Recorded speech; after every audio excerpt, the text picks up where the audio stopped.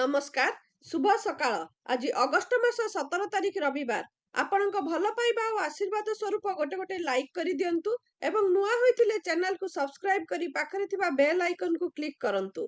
मु आज आपण मानक पई केतगटी गुरुत्वपूर्ण खबर आनिछि। आजिर प्रथम खबर केंद्रीय कर्मचारी एवं पेंशन भोगी बड़ खबर। अष्टम वेतन कमिशन लागू हेबा नै गत जनवरी मासरे घोषणा करथिले केंद्र सरकार नरेंद्र मोदी। एबे एहाकु नै बड़ खबर सामना को आसुची। अष्टम वेतन कमिशन लागू करिया पई राज्य सरकार, प्रतिरक्षा मंत्रणालय, गृह मंत्रणालय सह आलोचना आरंभ करिसंती केंद्र सरकार। किंतु अष्टम वेतन कमिशन लागू हेबा नै बड़ अपडेट सामना को आसीची। 2028 मसिया जाय अष्टम वेतन कमिशन कार्यकारी होई न पारे बोली किछि जातीय गणमाध्यम रे खबर प्रकाश पाइछि। परवर्ती खबर तृतीय लिंगिंक पई बड़ घोषणा। नियुक्ति बेले परीक्षा नियम बदलिब। तृतीय लिंगिंक पई रहिब संरक्षण व्यवस्था। तृतीय लिंगी सुरक्षा आईन कार्यकारी कराजिब। आवेदन फॉर्म रे तृतीय लिंगिंक पई स्वतंत्र स्थान रहिब। भिन्नक्षम सशक्तिकरण विभाग कमिशनर तथा सचिव आर.एस. गोपालन चिठी लिखिचंती। सबु विभाग तुरंत पदक्षेप नेबाकू निर्देश दिया जाइछि। परवर्ती खबर कटक रे तो अनेक दहीबरा बिक्री हुए हेले रघु दहीबरार स्वाद नियारा। सेथिपाई तो ओडिशार सीमा डेई 2017 मसीह दिल्ली रे अनुष्ठित ओडिशा पर्वर मध्य जोग देई निज दहीबरार स्वाद सारा भारत को चखाइथिले। हेले एबे रघु दहीबरा तयारी करुथुवा से हाथ अटकी जाइछि। जाहांक जोगु आज दहीबरा समस्तंकर प्रिय होइछि सेही प्रिय मनीष रघु मौसा आउ नाहंती। तांको वियोग सहित कटक रे रघु दहीबरा आलदम रो जुग शेष होइछि। तांको दहीबरार स्वाद एते नियारा थिला जे मात्र 45 मिनिट रे 1 घंटा मध्य रे तांकर सबु दहीबरा बिक्री हे जाउथला। साधारण दिन मानकरे से प्राय 200 जनक पई दहीबरा प्रस्तुत करथला बेले छुट्टी दिन रे एही संख्या आहुरी बढ़ी जाउथला। परवर्ती खबर लघुचाप क्षेत्र प्रभाव रे 20 तारीख जाए प्रबल वर्षा संभावना। 18 और 19 तारीख पई ऑरेंज वार्निंग जारी कला पाणीपाग विभाग। 18 रे मालकानगिरी, कोरापुट, 19 रे कोरापुट और कलाहांडी को वार्निंग। 18 रु 20 तारीख जाए समुद्र को न जीवाकू मत्स्यजीवी को परामर्श देइछि पाणीपाग विभाग। परवर्ती खबर कलाहांडी जिला जूनागढ़ थाना अंतर्गत तलजारींग पंचायत चेरमहुल ग्राम शनिवार एक अभावनीय घटना सामना को आसीछि। सामान्य टिकिए कथा को कटाकटी को नहीं एक हत्याकांड घटिछि।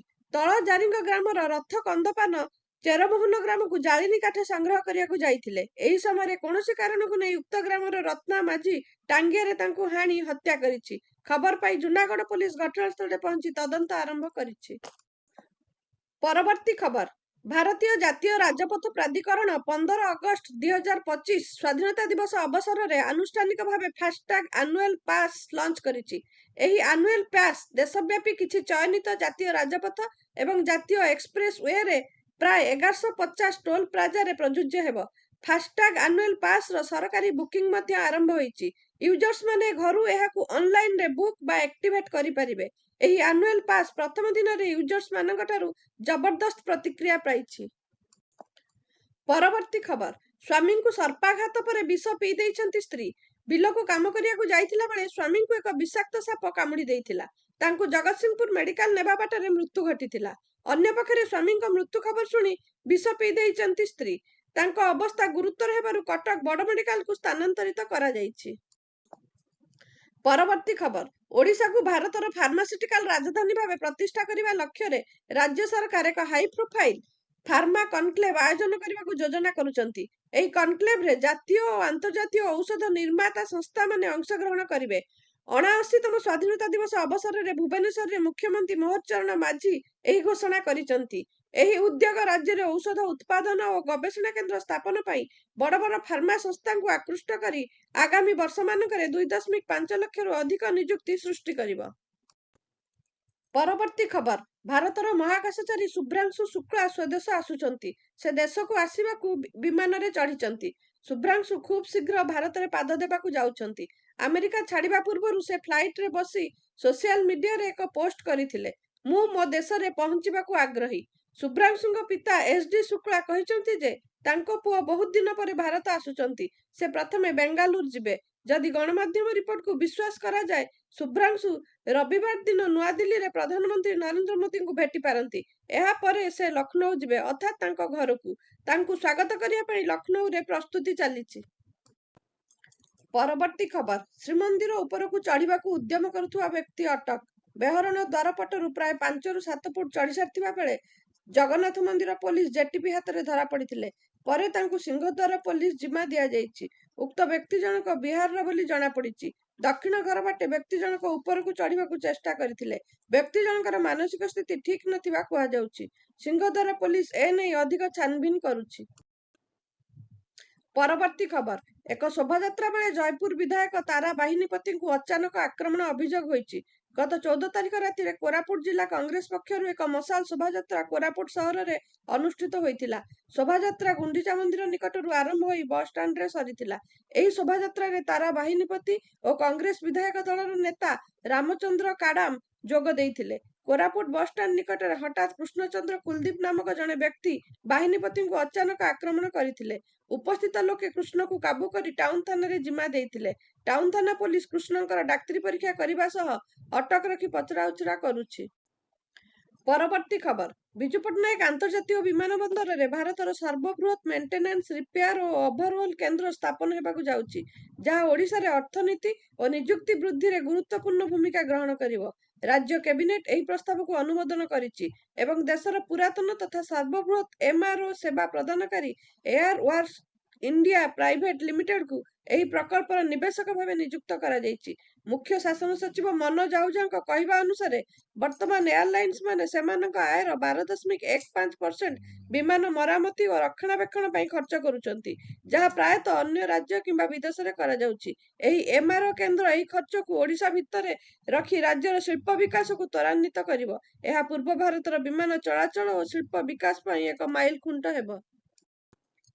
ପରବର୍ତ୍ତୀ ଖବର, ପଶ୍ଚିମ ଓଡ଼ିଶାର କୃଷିଭିତ୍ତିକ ଗଣପର୍ବ ନୂଆଖାଇ ଲଗ୍ନ ଧାର୍ଯ୍ୟ ହୋଇଛି। ପଣ୍ଡିତ ଓ ଜ୍ୟୋତିର୍ବିଦମାନଙ୍କ ଗଣନା ଅନୁସାରେ ଚଳିତ ମାସ 28 ତାରିଖ ଭାଦ୍ରବ ଶୁକ୍ଳପକ୍ଷ ପଞ୍ଚମୀ ତିଥି ଗୁରୁବାର ପୂର୍ବାହ୍ନ 10:33 ଗତେ 10:55 ମଧ୍ୟରେ ତୁଳା ଲଗ୍ନରେ ଇଷ୍ଟଦେବୀ ମା ସମଲେଇ ପ୍ରଥମେ ନବାଗ୍ନ ଲାଗି ହେବେ। ପରମ୍ପରା ଓ ରୀତିନୀତି ଅନୁସାରେ ଇଷ୍ଟଦେବୀଙ୍କୁ ନବାଗ୍ନ ଭୋଗ ଲାଗିବା ପରେ ଜନସାଧାରଣ ନୂଆଖାଇ ଭୋଗ ଖାଇବେ ବୋଲି ସ୍ଥିର ହୋଇଛି। ଶନିବାର ଅପରାହ୍ନ 4:30ରେ ସମ୍ବଲପୁର ସହର ଝାଡ଼ୁଆପଡ଼ା ବ୍ରହ୍ମପୁରା ମନ୍ଦିରରେ ନୂଆଖାଇ ଲଗ୍ନଧାର୍ଯ୍ୟ କାର୍ଯ୍ୟକ୍ରମ ଅନୁଷ୍ଠିତ ହୋଇଥିଲା। ପରବର୍ତ୍ତୀ ଖବର, ମୁମ୍ବାଇରେ ଦହିହାଣ୍ଡି ମହୋତ୍ସବ ସମୟରେ ଏକ ବଡ଼ ଦୁର୍ଘଟଣା ଘଟିଛି।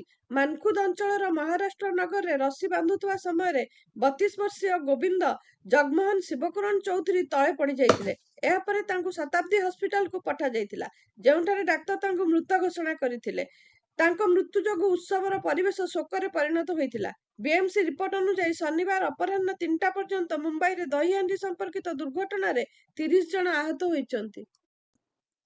ପରବର୍ତ୍ତୀ ଖବର, ଶିଳ୍ପା ସେଠୀ ଏବଂ ତାଙ୍କ ସ୍ୱାମୀ ରାଜ କୁନ୍ଦ୍ରା ନିକଟରେ ବୃନ୍ଦାବନ ଯାଇଥିଲେ। ସେଠାରେ ସେମାନେ ସନ୍ଥ ପ୍ରେମାନନ୍ଦ ମହାରାଜଙ୍କୁ ଭେଟି ତାଙ୍କଠାରୁ ଆଶୀର୍ବାଦ ନେଇଥିଲେ। ଏହି ସମୟରେ ରାଜ ପ୍ରେମାନନ୍ଦ ମହାରାଜଙ୍କୁ ନିଜର ଗୋଟିଏ କିଡନୀ ଦେବା କଥା ମଧ୍ୟ କହିଥିଲେ। ଏହାକୁ ନେଇ ରାଜ ସୋସିଆଲ ମିଡିଆରେ ଟ୍ରୋଲ ହୋଇଥିଲେ, ଯାହା ଉପରେ ବର୍ତ୍ତମାନ ସେ ନୀରବତା ଭାଙ୍ଗିବା ସହିତ ଘୃଣା କରୁଥିବା ଲୋକଙ୍କୁ କଡ଼ା ଜବାବ ଦେଇଛନ୍ତି ଓ ଏକ୍ସ ଓ ଇନଷ୍ଟାଗ୍ରାମ ଆକାଉଣ୍ଟରେ ଏକ ପୋଷ୍ଟ ସେୟାର କରିଛନ୍ତି। ଏହି ପୋଷ୍ଟରେ ରାଜ ଲେଖିଛନ୍ତି ଯେ ଆମେ କେତେ ଅଜବ ଦୁନିଆରେ ରହୁଛୁ, ଯେଉଁଠାରେ ଜଣେ ମଣିଷ ଅନ୍ୟ ଜଣେ ମଣିଷର ଜୀବନ ବଞ୍ଚାଇବା ପାଇଁ ନିଜ ଶରୀରର ଏକ ଅଂଶ ଦେବାକୁ ଚାହୁଁଛି। ସେଠି ଲୋକମାନେ ଏହାକୁ ପିଆର ଷ୍ଟଣ୍ଟ ବୋଲି କହୁଛନ୍ତି। ଯଦି ମାନବିକତା ଏକ ରଣନୀତି, ତେବେ ସବୁ ଲୋକ ଏହାକୁ ଆପଣାନ୍ତୁ। ମୁଁ ଲୋକମାନଙ୍କ ଦ୍ୱାରା ଲଗାଯାଇଥିବା ଲେବଲଗୁଡ଼ିକ ବ୍ୟାଖ୍ୟା କରୁନାହିଁ।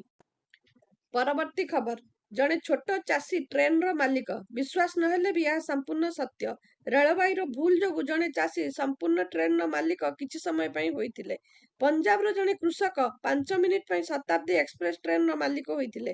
ଲୁଧିଆନାର କଟାନା ଗ୍ରାମର ବାସିନ୍ଦା ସମ୍ପୁରନ ସିଂ ଏକ କୋର୍ଟ ଆଦେଶ ଅନୁଯାୟୀ ଦିଲ୍ଲୀର ଅମୃତସର ଶତାବ୍ଦୀ ଏକ୍ସପ୍ରେସର ମାଲିକାନା ହାସଲ କରି ଇତିହାସ ରଚିଥିଲେ।